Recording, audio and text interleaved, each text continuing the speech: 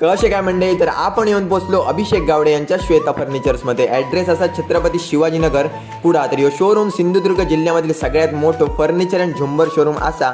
यांच्याकडे ceiling, wall lamp, लटकन अशा विविध प्रकारचे झुंबर मिळतात. त्याचप्रमाणे विविध डिझाईनचे वेगवेगळ्या पॅटर्नचे मिरर्स, त्यामध्ये स्मार्ट मिरर्स सुद्धा असतात जे का तुम्ही टच करून वापरू शकताय.